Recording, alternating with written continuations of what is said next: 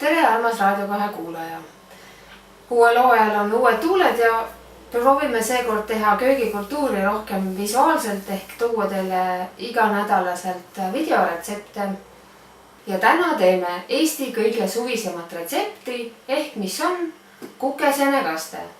Mina olen aastaid teinud kukesenekastet ainult toorjuustuga ja loomulikult ei saa puududa kuidagi kukesenekastme juurest keedetud värsket kartulid, millel on peale raputatud murulauku.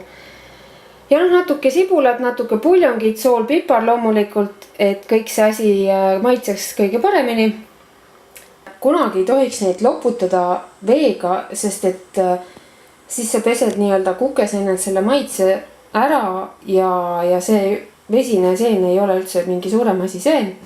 Kukeseeni on mõistlik puhastada ainult kuivalt ehk siis käsitsi.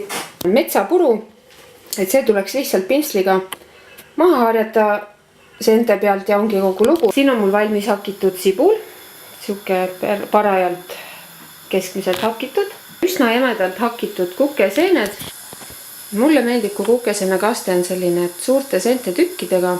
Seened on nüüd samuti pannile lisatud koos soola ja musta pipraga ja siin nad natuke siis tahavad omavahel sõbruneda. Ma arvan, et paneme kaane ka peale. Nüüd ma panin siia toorjuustu. Ma panin siia umbes 100-120 grammi, pool karbitäit ja puljongit ma panin ka. Panin umbes detsiliitri. Nüüd tuleks see siin ilusti ära lahustada.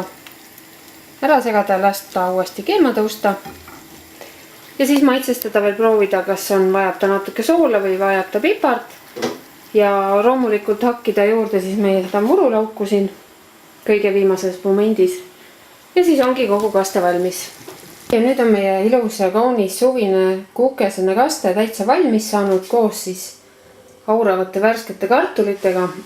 Mis siis muud teha, kui panna see kogu headus taldrikusse ja ära süüa. Kes soovib, võib muidugi ka värsket soolakurki või oma koduaia tomatit või miks mitte ka täitsa tavalist poe või turutomatit juurde hammustada.